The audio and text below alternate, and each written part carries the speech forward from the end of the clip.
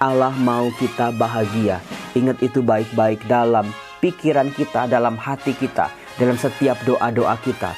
Tuhan itu baik untukku. Tuhan menghendaki keselamatan dalam hidupku, dalam keluargaku. Salam damai sejahtera saudara-saudaraku yang terkasih, pencinta firman Tuhan. Berjumpa kembali dengan Bible Learning with Father Joseph. Saudara-saudaraku, selama bulan September, apakah Anda sudah rutin untuk melakukan saat teduh, berdoa, baca firman Tuhan, minta petunjuk dari Tuhan, menyerap kekuatan sabda Tuhan untuk kehidupan kita? Lakukan saat teduh sepanjang bulan September, pagi ataupun malam. Lalu setelah nanti bulan September, mudah-mudahan kebiasaan saat teduh yang sudah kita latih selama bulan September bisa menjadi kebiasaan dalam hidup kita. Kayaknya Romo, betul, kalau nggak ada saat teduh kayaknya hidup kayak kurang bensin. Saudara-saudaraku yang terkasih, biarlah firman Tuhan jadi kekuatan buat kita. Firman yang kudus, firman yang menerangi, firman yang menghidupkan, firman yang menyembuhkan, firman yang memulihkan.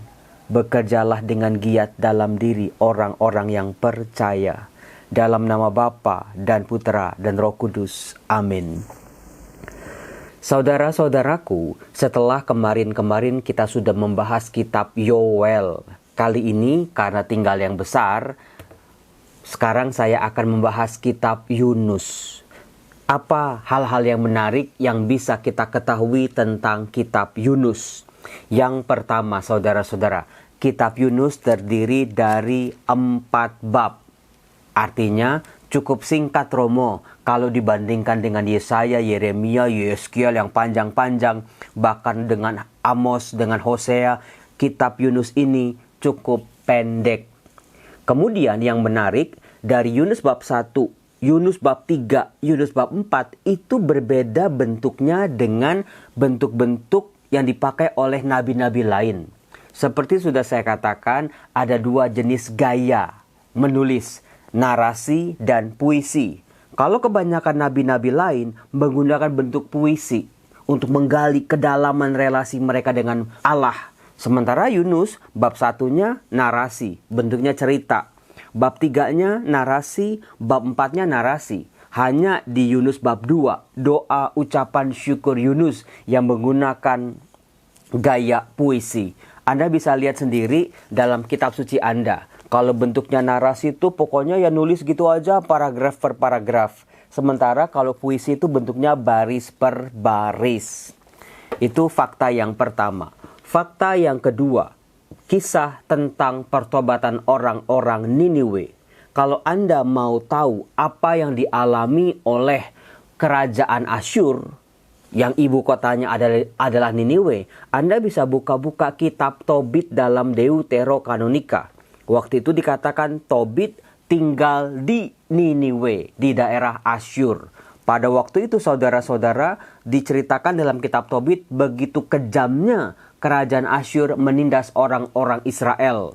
Dikatakan orang-orang Samaria itu dibuang ke Asyur dan mereka sungguh-sungguh ditindas di sana, dibunuh dengan semena-mena, digeletakkan mayatnya di jalan-jalan. Tidak ada yang mengurusi jenazah mereka, hanya Tobit yang peduli karena Tobit berani melakukan firman Tuhan. Jadi kalau Anda mau mendengar atau membaca informasi tambahan tentang apa yang dilakukan oleh Asyur kepada orang Israel, bacalah kitab Tobit. Fakta yang ketiga, saudara-saudara, tentang kitab Yunus adalah kitab Yunus ini salah satu kitab yang cukup familiar di telinga orang-orang beriman. Karena apa? Waktu masih kecil, populer di antara kita cerita tentang Pinocchio. Betul? Seorang anak yang berbohong, kalau dia berbohong itu dia hidungnya makin panjang. Kemudian dia dikatakan ditelan oleh ikan besar. Tampak sekali cerita Pinocchio yang terinspirasi dari kitab Yunus, saudara-saudara. Karena dalam kitab Yunus kita juga bisa melihat Yunus dilemparkan ke laut dimakan ikan besar. Nah, saudara-saudaraku, fakta yang keempat adalah Yunus artinya, saya sudah pernah membahas dalam video saya sebelumnya, Yonah. Artinya burung merpati. Burung merpati adalah burung simbolis ketulusan, kerendahan hati, mau berkorban, kemudian juga setia, kemudian juga simbol perdamaian. Burung merpati juga hewan yang suka diutus untuk mengirimkan pesan. Dari namanya saja, Yunus harusnya mencerminkan pribadi yang punya kualitas-kualitas seperti burung merpati yang menjadi simbol dari namanya. Tetapi saudara-saudara, sebagaimana kita lihat kalau membaca kitab Yunus, apa yang dilakukan oleh Yunus betul-betul bertentangan dengan gambaran dirinya, dengan identitasnya, dengan namanya sendiri. Kemudian fakta kelima, saudara-saudara, banyak sekali pembaca kitab suci hanya mendengar atau ingat kisah Yunus, dia diutus oleh Allah, lalu dia kabur, lalu dia di atas perahu, lalu dibuang ke laut, dicaplok ikan besar, terus selesai. Padahal saudara-saudara, ada satu bab yang menjadi inti sari dari kitab Yunus yang justru malah jarang dibaca oleh pembaca kitab suci. Jangan-jangan juga untuk Anda juga, yaitu Yunus bab 2. Dikatakan doa ucapan syukur Yunus. Di bab 2 inilah terjadi sebuah dialog antara Allah dengan Yunus. Yunus menyadari siapa dirinya. Yunus menyadari panggilannya. Yunus mengendapkan segala peristiwa yang baru saja terjadi. Peristiwa hebat, dia menghalami begitu banyak pergulatan demi pergulatan sampai dia diselamatkan oleh Allah melalui ikan besar itu. Maka kalau Anda mau mendalami kitab Yunus, jangan lupa untuk membaca bab 2. Singkat kok, hanya ada 10 ayat. Dari ayat 1 sampai ayat 10. Itulah doa ucapan syukur Yunus setelah diselamatkan oleh Allah dari mara bahaya yang sangat besar. Dikatakan saudara-saudara, kota Niniwe adalah kota yang sangat besar. Dari mana bisa saya katakan? Silakan Anda baca Yunus bab 3 ayat 3. Di situ dikatakan, bersiaplah Yunus lalu pergi ke Niniwe sesuai dengan firman Allah. Tadi sudah saya mengatakan Niniwe adalah ibu kota dari kerajaan Asyur, adanya di utara. Kerajaan Asyur inilah yang pada tahun 721 sebelum Masehi itu membuang penduduk Samaria. Penduduk Samaria adalah orang-orang Israel dari kerajaan utara. Itu dihancurkan oleh Asyur. Penduduknya dibawa ke Asyur. Sementara beberapa orang Asyur dipindahkan ke Samaria. Bayangin saudara-saudara, Romo kayaknya kalau nggak salah kemarin Romo pernah bilang soal pembuangan. Tahun 587. Itu pembuangan kerajaan selatan. Ibu kotanya Yerusalem. Sementara 721 sebelum Masehi itu pembuangan kerajaan utara, yaitu Samaria dibuang oleh Asyur. 721 yang menjajah itu Asyur, 587 yang menjajah itu Babel. Jadi saudara-saudara, sejak tahun 800 sebelum Masehi, keadaan Timur Tengah kuno itu sedang tidak baik-baik saja. Mereka, orang-orang Israel ini mengalami masa keemasan seperti pernah saya katakan di masa Daud 1100. Itu di zaman Salomo tahun 1000. Terus ke anak-anak Salomo, anak cucunya sampai tahun 900. Itu masih baik-baik saja. Tetapi seperti saya katakan, justru ketika hidup mereka baik-baik saja, mereka malah menjadi sombong. Mereka tidak lagi membutuhkan Allah. Mereka melupakan jasa-jasa dan kebaikan Allah. Bahkan mereka sampai melupakan perjanjian Allah dengan mereka.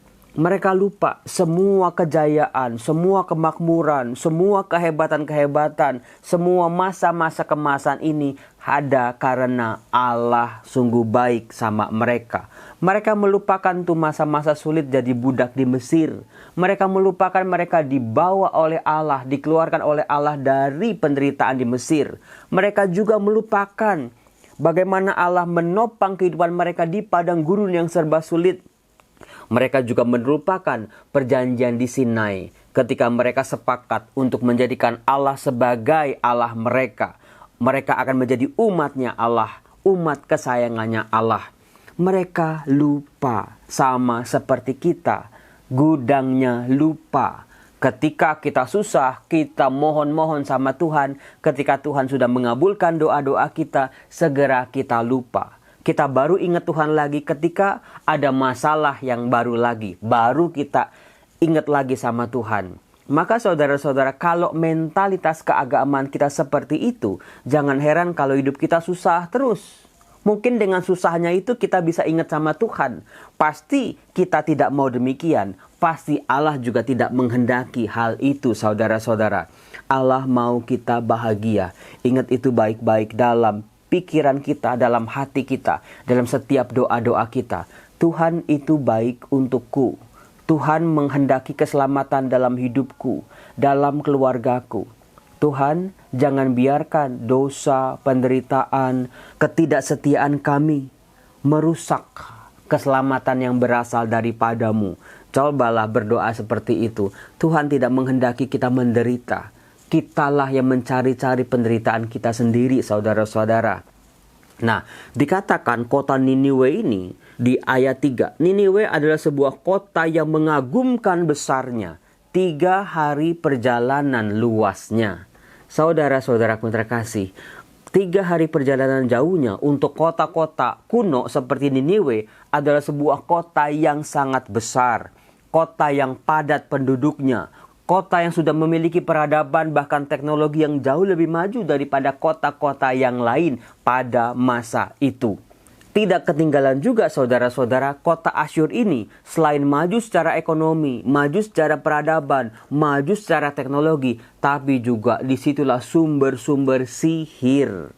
Karena apa? Orang-orang Asyur sangat suka dengan hal-hal yang gaib, yang magic. Dewa-dewa, perdukunan, kuasa-kuasa jahat sangat disukai di sana. Jadi saudara-saudara, dengan informasi ini kita bisa membayangkan ketika Yunus diutus oleh Allah untuk mempertobatkan orang-orang Niniwe, bisa kita bayangkan apa yang ada di kepalanya Yunus. Yang pertama, tugas itu berat. Yang kedua, kok nggak relevan, Romo? Karena apa? Orang-orang Asyur lah yang menghancurkan orang-orang Israel. Orang-orang Asyur dengan ibu kotanya Niniwe adalah musuh yang menindas orang-orang Israel. Kenapa Tuhan tidak menghancurkan mereka, malahan kok mau menyelamatkan mereka? Itulah salah satu pikiran yang berkecamuk di kepala Yunus. Mengapa Yunus lari dari perutusan Allah? Yunus merasa dirinya kecil. Ini saudara-saudaraku yang sering kali menghinggapi bahkan meracuni pikiran kita, mindset kita. Kita merasa kita nggak mampu, kita nggak sanggup, kita orang kecil, kita itu nggak bisa apa-apa. Yunus lupa bahwa dia harus mengandalkan Allah yang maha besar. Karena apa? Kalau seseorang diutus oleh Allah, dia tugasnya sebagai utusan Allah. Allah lah yang bekerja. Allah lah aktor utamanya. Sementara Yunus menjadikan dirinya sebagai aktor utama yang harus menanggung beban yang sangat berat itu. Dia lupa kepada siapa yang mengutusnya. Fakta keenam yang juga sangat menarik saudara-saudara adalah dari konteks kisahnya. Sebetulnya kitab Yunus ini lebih cocok dimasukkan ke nabi-nabi sebelum pembuangan, nabi-nabi pada saat pembuangan, atau nabi-nabi setelah pembuangan sih. Kalau saya, Romo Yosef, ditanya, saya lebih mengklasifikasikan, mengkelompokkan kitab Yunus ke setelah pembuangan. Alasannya ada banyak saudara-saudara. Yunus menolak perutusan dari Allah untuk mempertobatkan orang-orang Asyur, orang-orang Niniwe, karena dia sudah punya pengalaman buruk, sebuah pengalaman traumatis, karena Asyurlah yang menghancurkan ibu kota dari kerajaan utara, yaitu Samaria. Itu yang pertama. Alasan berikutnya yang sangat amat penting adalah kitab Yunus ini sangat menggarisbawahi kemahakuasaan Allah. Allah yang satu, hanya ada satu Allah. Nah, paham seperti itu baru diterima, dipahami misterinya oleh orang-orang Israel setelah masa pembuangan. Maksudnya apa, Romo? Penjelasannya seperti ini saudara-saudara. Sebelum pembuangan, sebelum tahun 587, orang-orang Israel itu percaya bahwa Tuhan Allah yang namanya Yahweh adalah Allah mereka. Tapi mereka juga percaya bahwa setiap bangsa punya Allahnya sendiri, punya dewa-dewanya sendiri. Mesir punya dewa Ra, dewa matahari. Orang Kanaan punya Baal, dewanya sendiri. Demikian juga dengan dewa-dewa bangsa-bangsa di sekitarnya. Apalagi orang-orang Asyur memiliki begitu banyak dewa. Semakin hebat negeri itu, semakin hebat pula dewa-dewa mereka dengan kekuatan-kekuatannya. Ketika bangsa Israel, kerajaan utara maupun kerajaan selatan ditaklukkan oleh Asyur, ditaklukkan oleh Babel, mereka mengira bahwa Allah mereka sudah dikalahkan oleh dewa-dewa bangsa-bangsa penjajah ini.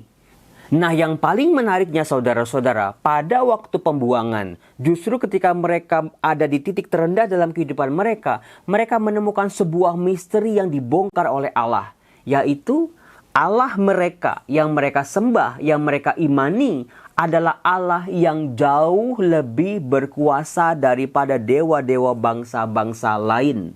Nah, setelah pembuangan saudara-saudara, lebih digarisbawahi lagi.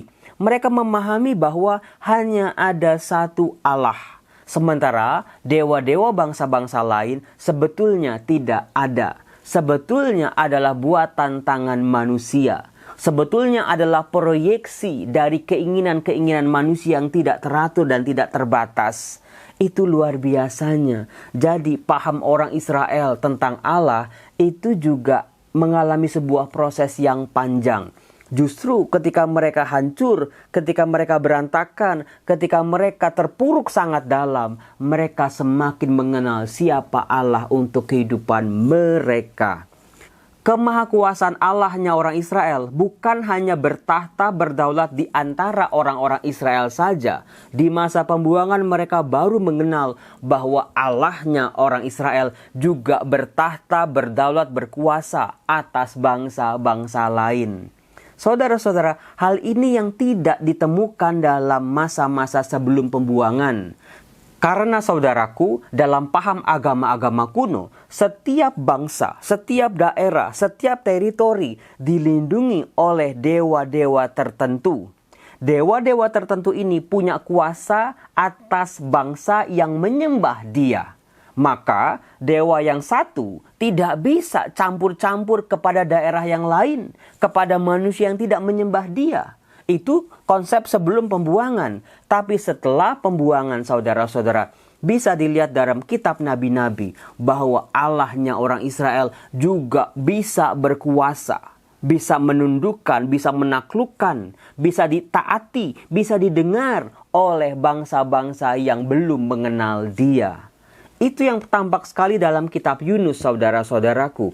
Ini yang dibongkar oleh Allah melalui Nabi Yunus. Bahwa Allahnya orang Israel juga bisa bertahta, didengar, ditakuti, ditaati, bahkan oleh bangsa yang besar sebesar bangsa Asyur.